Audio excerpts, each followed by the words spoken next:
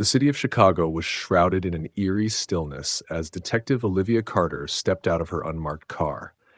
The red and blue lights of patrol cars flashed against the weathered bricks of a derelict warehouse. A crowd had gathered beyond the yellow crime scene tape, their hushed murmurs blending with the occasional crackle of police radios. Inside the warehouse, the scene was grim. A man lay sprawled on the cold concrete floor, his lifeless eyes staring into the void. He was in his mid-30s, dressed in a tailored suit that was now soaked with blood from a single clean stab wound to the heart. Detective Carter scanned the room, taking in the strange tableau. Pinned to the victim's chest with a silver dagger was a folded piece of paper. Carter donned a pair of latex gloves and carefully removed the note, her heartbeat quickening. The paper bore a single line in elegant, looping handwriting. "Midnight comes for everyone. Solve the riddle or more will fall." Carter's partner, Detective Jake Morales, entered the room, his face a mask of concern. "Another one," he said grimly, glancing at the victim. "That makes 3 in a week." Carter nodded, holding up the note. "And it's the same handwriting, same cryptic warning." The Midnight Hunter had been the talk of Chicago for the past month. A serial killer who struck without apparent motive, leaving cryptic messages at each crime scene. So far, the victims had no obvious connections to one another, but the precision of the murders and the taunting notes suggested meticulous planning. "Anything else?" Morales asked, scanning the room. Carter pointed to the far wall, where a symbol had been painted in blood. It was a perfect circle, bisected by an arrow pointing downward. Beneath the symbol, another note had been scrawled in the same looping script: "Look below where shadows fall." "The media's going to have a field day with this," Morales muttered, snapping a picture of the symbol with his phone. "Let them," Carter replied. "Right now, we need to figure out what this means. Start with the victim, ID, background, any connections to the other cases." Morales nodded and stepped away, already making calls. Carter remained by the wall, staring at the symbol. She couldn't shake the feeling that the killer was toying with them, leading them down a twisted path. Hours later, back at the precinct, Carter and Morales pieced together what they could about the victim. His name was Thomas Green, a prominent corporate attorney. No criminal record, no known enemies. On the surface, a model citizen.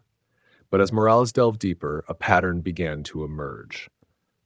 All 3 victims had dealings with a company called Solstice Enterprises, he said, pointing to a list of names on his laptop. Green represented them in a case last year. The second victim was a whistleblower who exposed their financial fraud. And the first victim, he worked in their PR department. Carter frowned. "So this isn't random. The killer is targeting people tied to Solstice Enterprises." "Looks like it," Morales replied. "But why? Revenge? Whistleblowing gone wrong? Or something deeper?" Carter murmured. "We need to look into Solstice, see who might have a grudge against them." By nightfall, Carter found herself staring at the symbol again. The words from the crime scene note echoed in her mind: "Look below where shadows fall." She closed her eyes, picturing the warehouse, the victim, the symbol. "Shadows," she muttered. "It's not just a metaphor." She grabbed her coat and rushed to Morales' desk. "We need to go back to the warehouse." The warehouse was silent and dark, save for the faint hum of city noise outside. Carter and Morales moved carefully through the space, flashlights cutting through the gloom. Carter approached the wall where the symbol had been painted and crouched, her light sweeping the floor. "There," she said, pointing to a faint line in the concrete, "a hidden hatch." Morales joined her, and together they pried it open to reveal a narrow staircase descending into darkness. The air grew colder as they descended. The staircase led to a small, dimly lit room. In the center stood a table with a single object, a locked metal box. Beside it lay another note: "Midnight approaches. Open the box to continue, but beware, some secrets are best left hidden." Morales inspected the box. No keyhole. Looks like a puzzle lock. Carter studied it, her mind racing. The design matched the symbol from the warehouse, a circle with a downward arrow. She pressed the arrow and the box clicked open. Inside was a photograph of their 3 victims, standing together at a company event, and another message: "The clock strikes 12 tomorrow. Solve the riddle or watch the city bleed. Back at the precinct, Carter and Morales stared at the photograph. The connection between the victims was undeniable now, but the killer's endgame remained a mystery. "We have less than 24 hours, Morales said. What's their next move?" Carter's jaw tightened. "Whatever it is, they're escalating, and if we don't figure this out by midnight, more people will die." As the clock ticked closer to midnight, the city seemed to hold its breath. Carter knew they were racing against time, and a killer who was always one step ahead. The precinct buzzed with tension as the team pored over the clues from the latest crime scene. Detective Olivia Carter leaned against her desk, staring at the photograph from the mysterious box. Thomas Green, the whistleblower, and the PR executive all stood together at a Solstice Enterprises gala, smiling as if their lives weren't tangled in a web of secrets that would eventually lead to their deaths. "Something's still missing," Carter said aloud, her voice laced with frustration. "Why these three? And why the riddle about midnight?" Jake Morales, her partner, walked over with 2 steaming cups of coffee. "Because this isn't just about revenge," he said, placing 1 cup on her desk. "The killer wants us to play their game." "And we're doing exactly that," Carter muttered, taking a sip. She glanced at the clock. 11:15 p.m. "If this is a game, we need to figure out the rules before it's too late." Morales sat down across from her, his face illuminated by the glow of his laptop. "I dug into Solstice Enterprises," he said. "It's as shady as it gets. Offshore accounts, ties to lobbying scandals, even allegations of human rights violations overseas. But here's the kicker. The company's founder, Richard Solstice, disappeared 5 years ago. No one knows where he is." "Solstice," Carter repeated, rolling the name on her tongue. "If he's the link, then the killer might be targeting anyone involved in his downfall." Morales nodded. "But Solstice wasn't just a CEO. He was a control freak. Rumor has it, he recorded everything. Emails, meetings, phone calls. He had a mountain of dirt on everyone who worked for him." Carter's eyes widened. If someone found those recordings, it would explain a lot. Maybe the victims were killed because they knew too much. An hour later, Carter and Morales were driving through the dark streets of Chicago, heading toward the Solstice Enterprises headquarters. The building had been abandoned after the company downsized, but it still loomed like a shadowy giant in the heart of the city. "Think we'll find anything there?" Morales asked as he parked the car a block away. "If the killer is leading us on, they want us to find something," Carter replied, checking her flashlight and sidearm. "We just have to hope it's not a trap." They approached the building cautiously, their footsteps echoing in the empty streets. The front doors were locked, but a side entrance had been forced open. Carter's pulse quickened. Someone had been here recently. Inside, the air was thick with dust and the faint smell of decay. Broken office furniture lay scattered across the floor, and graffiti adorned the walls. They made their way to the top floor, guided by their flashlights and a sense of unease. At the end of a long hallway, they found an executive conference room. The heavy glass doors were ajar, revealing a table covered with papers and photographs. A projector hummed softly, casting an image on the far wall. It was a live countdown. Carter's stomach churned. 44 minutes until midnight, she said. "This is it, the killer's next move." Morales examined the table. "That looks like they left us another clue." He held up a photograph of Richard Solstice with a group of men in expensive suits. Scribbled across the image were the words, "The key is in the past." Carter picked up a file labeled Confidential. Inside were transcripts of phone calls, financial records, and a list of names, all tied to Solstice Enterprises. One name stood out, James Holloway, a former CFO who had testified against Solstice before vanishing into witness protection. "Holloway could be the next target," Carter said, showing Morales the file. "Or the killer," Morales countered. "He had the most to lose if Solstice went down." Before they could discuss further, the projector screen flickered. The countdown was replaced by a live video feed. The image showed him tied to a chair in a dimly lit room, his face bloodied and bruised. "Help me!" the man screamed, his voice muffled by the gag in his mouth. Carter's heart sank. "That's James Holloway." A distorted voice echoed through the speakers.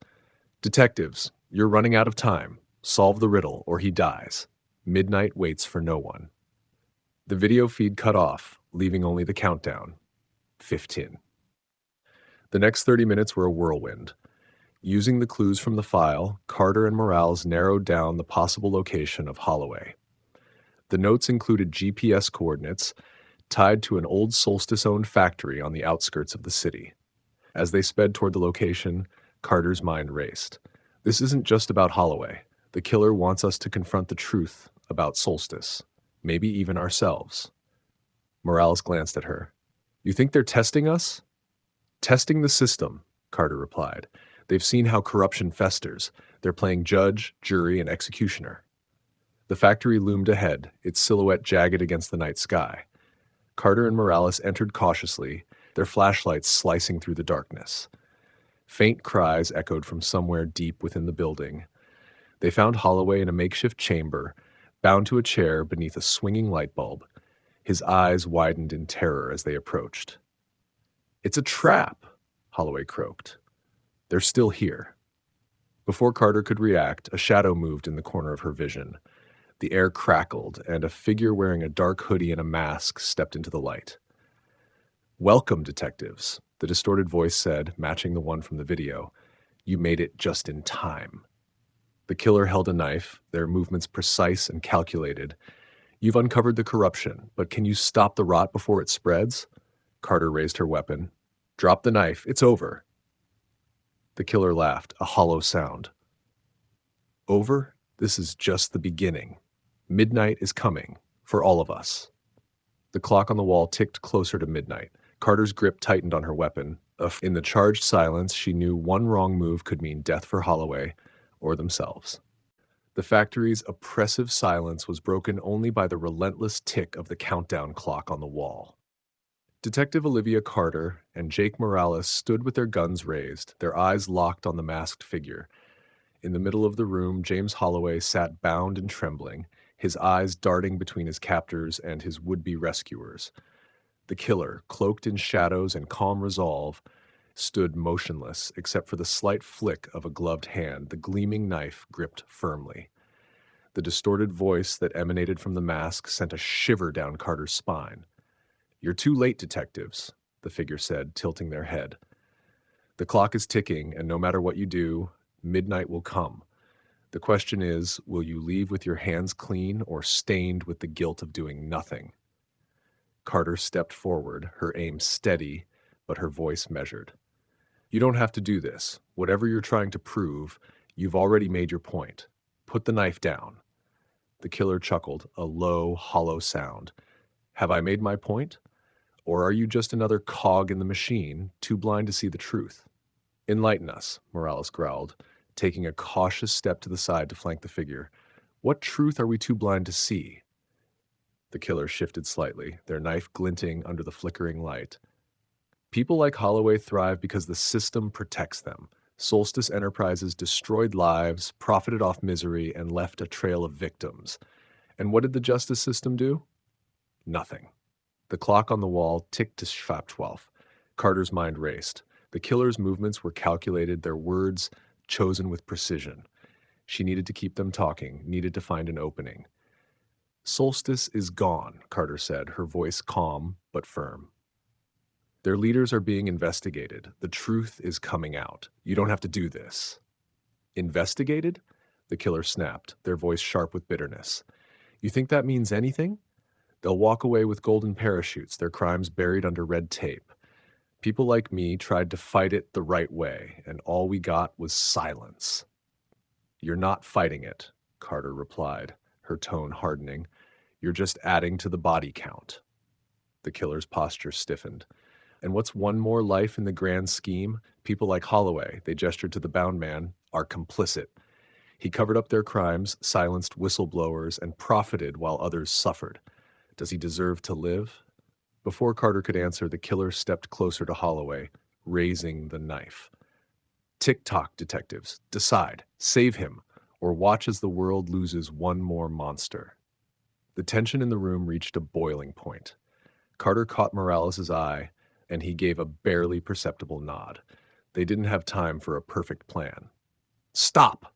Carter shouted, taking a bold step forward. You don't have the right to decide who lives and dies. That's not justice, it's vengeance. The killer hesitated, their grip on the knife faltering for a split second. It was all Carter needed. In a swift motion, she fired her weapon, the bullet grazing the killer's shoulder. The knife clattered to the floor as Morales lunged, tackling the figure and wrestling them to the ground. Carter rushed to Holloway, cutting the ropes binding him. He gasped for air, his voice hoarse and shaking. "Thank you," he whispered. They said I deserved this." "You're safe now," Carter replied, though her tone was devoid of comfort. Her mind was already turning to the larger picture. Morales hauled the killer to their feet, pulling off the mask. Carter's breath caught as she recognized the face beneath. Lauren Kane, the once renowned investigative journalist who had vanished 3 years ago, stared back at her with fiery green eyes. "It's you," Carter said, struggling to reconcile the cold-blooded killer with the reporter who had exposed corruption at the highest levels. "You disappeared. Everyone thought you were dead." Kane smirked, wincing slightly as blood seeped from the graze on her shoulder. "Not dead, just forgotten, like all the victims Solstice left in its wake." The clock on the wall froze and a projector in the corner flickered to life. Grainy footage filled the far wall, showing a boardroom full of executives in heated discussion. Their voices carried across the room, casually outlining illegal activities, bribery, exploitation, and fraud. "This is Solstice's legacy," Kane said, her voice calm despite the situation. "The proof I gathered before they tried to silence me. I tried to bring it to the authorities, but no one listened, so I made them listen." Carter watched the footage, her stomach turning. The evidence was damning, enough to bring down anyone connected to Solstice. "You had this all along," she said. "You didn't need to kill to release it." "Didn't I?" Kane shot back. "Would anyone have cared without the spectacle, without the blood?" In the aftermath, Kane was taken into custody, and the evidence she had uncovered sparked a nationwide scandal. Solstice's remaining executives were arrested, and investigations began into the full extent of their crimes. Kane's actions divided public opinion, with some seeing her as a hero and others condemning her as a murderer. Back at the precinct, Carter and Morales sat in silence, the weight of the case hanging heavy in the air. Morales broke the quiet first. "She wasn't wrong about everything," he said. "The system's broken." Carter nodded, exhaustion etched into her face. "It is. But that doesn't mean we give up. The moment we stop fighting, people like Kane will keep stepping in." Morales leaned back, giving her a faint smile. "Guess that's why we're the good guys, huh?" Carter didn't answer immediately. She stared out the window at the city beyond, the faint glow of dawn beginning to creep across the skyline. Finally, she said, "Good or not, we've got work to do." The fight wasn't over. In a city as vast and complex as Chicago, darkness would always return. But for now, at least, the light had won.